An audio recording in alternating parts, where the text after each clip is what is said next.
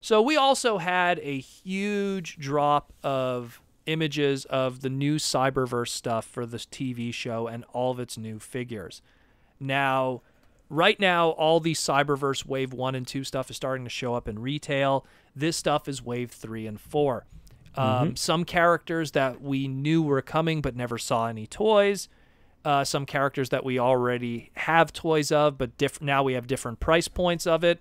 A good example being, like, let's say this is the first time that we're seeing an Ultra Slipstream, even though right now we have only a Scout of Slipstream available. So we're going to kind of go through quickly some of this. That's why I'm not going to talk about it individually like we did with the last segment with Siege, because some of it is skippable, some of it is meh. Like the Bumblebee, we don't really have to talk much about because it's just, it's an ultimate Bumblebee, which we kind of talked about, before. And then we have, like an Ultra Optimus Prime, which is, again, we don't, it's another Prime toy. It's another this, it's another that. The Prime toy just has like, oh, hey, he has that Autobot shield. Again, we talked about it in the episode reviews, how they seem to really be showing off the toy gimmicks in the episodes. They go like, oh, hey, Grimlock shoots the missiles. Optimus has an Autobot shield, literally like a shield. So again, which is something that's more conscious that we haven't really seen before, Yes. Like I mean, like sometimes like, oh, we'll try to make it as close as possible. But this one is like, this is the gimmick that it does. Well, it's something that, like, back in the day, just to throw it out here, like, if anyone who owned the original Beast Wars Air Razor figure, and the original Beast Wars Air Razor figure had an extra gimmick where she had these, like, talons that unfolded on her wings, and then she had this, like, wing flapping gimmick where the talons would, like, attack at something. Never was used in the show. It was just something exclusive just to the toy that it did. And so it's one of those things that with this, they go, well, we're going to implicate all the toy gimmicks into the show and have it featured even as a plot point or something like that. So just to go through some stuff quickly here, like we have a Soundwave that has a gimmick that it looks like it shoots out a laser beak out of his chest. We have a Prowl that has like two little missile launchers that flip over on his shoulders. Again, reminiscent of his original Generation 1 toy. Yeah. We have a Ratchet that has like a crane that appears outside. All of those are fine. The ones that really catch my attention, it's a little bit of a bias with me too, was there's obviously well, let's put it this way. There's two versions here of Hot Rod that are on display. We have a one-step Hot Rod, and then we have a Warrior Hot Rod. Now, I just want to mention that the Warrior Hot Rod, and this is just me, looks terrible. And I only say that because it looks terrible because we've seen what the we've seen how there was promotional images that we discussed of how he looks, and then already we've had commercials previewing the future episodes that we haven't reviewed yet of this recording. Specifically, the next episode that we're going to be reviewing, episode 5 and 6, Hot Rod is going to appear in them. So we know how he looks already, and how the character model looks. And let me just tell you, this Warrior Class toy looks nothing like it. And so this Warrior Class toy, he also has a gimmick. I can't tell what it's trying to do here. I want to say that it has missiles that pop out of his little cannons there. His little wrist blasters. I don't know what it's trying to show here. I think it's supposed to be showing some kind of like swords or something. Yeah, I don't know. It's really hard to tell what's going on. But this is a very bulky figure, and it's sad because we've kind of perfected in the past car transformers. I mean, I'm just reminded of, like, you look at the animated line and what it did for Hot Rod, and then you look at this one, it's like you could barely see his spoiler in the back, even though like the animation. But remember, this one has a gimmick. Yeah, I guess. Let's see. And that's kind of something I was trying to get my point across when we were talking about the Shockwave, where usually when you get a leader class, there's always this big gimmick that ties in with it, but I feel like sometimes the gimmicks get into the way of the actual toy, of having a really good toy that can do a bunch of poses and articulation and really just express itself in a different way. But I mean, like, this price point and this line is, it's a different thing, which I completely understand. So I mean, the Warrior price point is the standard Deluxe.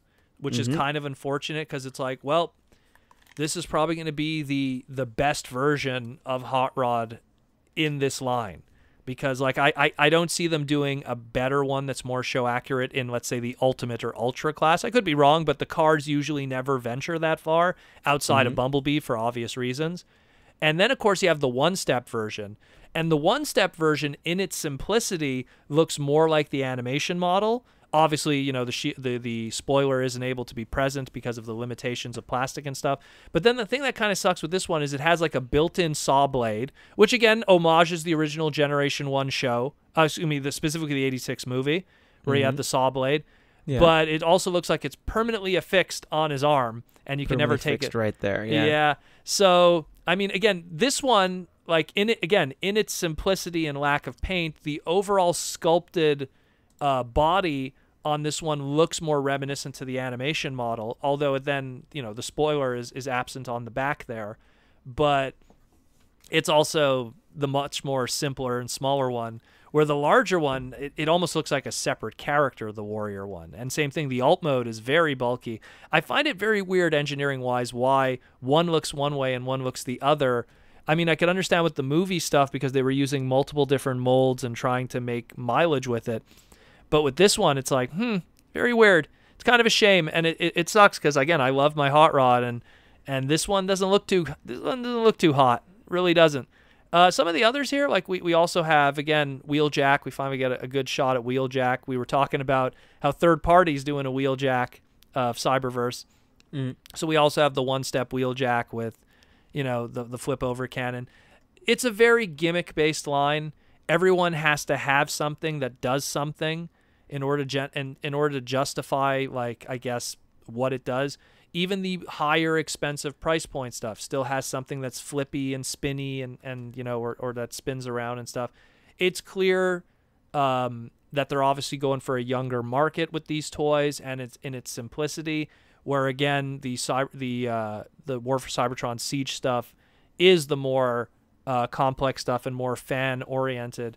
But that being said, you know, I look back, like I was looking at this Hot Rod and I was just going like, man, like, when was the last time we had a Transformers series that the show models were so different from the toy product? Like, we've been spoiled throughout the years, because I'm looking back at like RID 2.0. The toys more or less looked like the show models. Prime, the toys looked more or less like the show models. Animated, the toys looked like the show models. Then we go into Cybertron, aka Galaxy Force. The CG models were the toy models, almost slavishly. Some people used to complain it's almost too much like the toy models because they moved like the toys.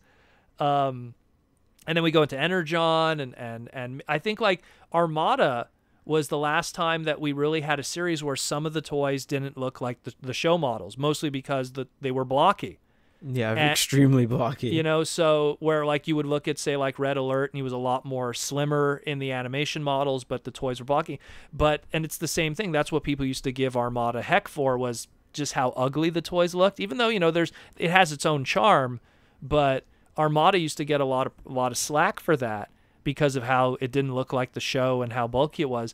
And Armada was 2001, you know, so it took 18 years until we returned back to this lack of show accuracy. Now, granted, the movie toys suffer from that too. But the movie toys, I could understand because of the crazy complexity of those CG models and the crazy Hollywood budget and how the chicken was made before the egg and all the stuff going on with that. This is a different story. The Hasbro-made products for the television show is a different story. So, I mean, the Optimus Prime, you know, he doesn't look too bad. The Soundwave doesn't look too bad.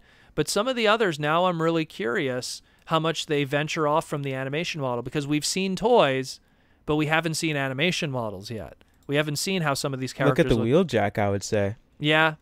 Like the Wheeljack. At least the head of the Wheeljack. Yeah, but see, all we've seen right now has been like promotional images and 4 episodes. Yeah. And those 4 episodes, really, we haven't seen a lot of characters in those 4. I'm not saying that there hasn't been a lot, but we haven't seen everybody yet. So, like, that's why I was disappointed, because the animation model that we saw for Hot Rod was very Transformers animated. What do you mean the promotional picture? We haven't really seen him in the show yet. Well, I've seen a commercial with him in it. Oh, okay. I have not. You know what? I'm going to link you right now that just so you could get the perspective. So I could be more upset because there's still no Jazz yet. Still waiting for that masterpiece. But just to like here, I'll just what I'm going to do too is I'm going to post for everyone that's listening. I'm going to also make sure that you could see the images that I'm sending Wendell and stuff. I'll have it all here and everything. But already we've seen commercials with how the animation model looks for Hot Rod, and it's kind of disappointing. It's kind of disappointing because when I saw the commercial for how Hot Rod looked, I was like, wow, that's going to be a really cool toy when it comes out. It kind of like had that nice marriage of the animated design with what was going on with the IDW comics. And I mean, could you see it right now? Just trying to. I opened it up and I opened up in the wrong browser, okay. So I'm just like So I mean, to me, I was actually kind of excited to see how the toy would look, and it's sad because when I look at the deluxe one, which is the Warrior, what's sad is that a lot of the even minor details. Oh, that's not too bad. Wow, it's a lot of flames coming on the front, and they actually come up. Yeah, but actually off of him. The flame decal is kind of kept, but everything else in terms of like, let's say the crotch area and how the skirt is done, a lot of those details are gone now. And on the toy, you're talking about on the toy, or talking about the animation show model? Which one are you talking about? I'm talking about the animation show model. I was excited about the transition from the animation show model into a toy. I think it's just de-exaggerated. I think that's what's going on. Which is fine when it's a one-step, a Legion, a figure that doesn't transform. But when it's this is going to be probably the standard Hot Rod toy. It's the deluxe. You know what I mean? Like to be very fair, Hot Rod has had a lot of really awesome toys. I know. He's had a Renaissance, a redo, and a redo or 5. This is he has had movie toys. This is not as, I mean, it's disappointing, yes. It is disappointing. But I don't think it's as bad as it really, really, really could be. I guess so. I mean, we've seen much worse. I guess so. The fact that you're getting one at all, yeah, that is even that close to accurate to any Hot Rod and not movie Hot Rod. I really liked. I do get what you mean. I really like that animation model. I'm hoping that it's a very snazzy one. You would think that they would it seems like a lot went into that animation model, and that I don't know, maybe this is just the first time we see him in the third wave. Maybe there might be more in the fourth and fifth, if there is a fourth and fifth. I'm hoping that if the third-party community, aka the Chinese community, really enjoy the Cyberverse series, maybe they'll try to undo some of the mistakes that have been done visually, give us more complex toys. I know that a lot of, just recently Peru Killer came out, which was the lockdown third party, and someone was messing with it at one of the one-day shows I went at in Toronto, and I was like, that's a damn good toy. So I'm kind of hoping that maybe some, and it's not just Hot Rod, because I picked up Slipstream, I picked up Windblade from this line, but the smaller Scouts and stuff, because I only buy the small, cheaper stuff. I wait for the other stuff to go on sale. And, I'm going I like these characters. I really hope we could get better figure representations of them down the line. Now, Windblade maybe not so much so, because she looks like some of her other incarnations anyways, but I'm still hoping for a really good Slipstream that looks like that version, not the Legends one, or not the club exclusive one. That was terrible. Right. So, but either way, it's awesome. It's awesome that we're getting these characters. I just hope that down the line we'll have some better toys.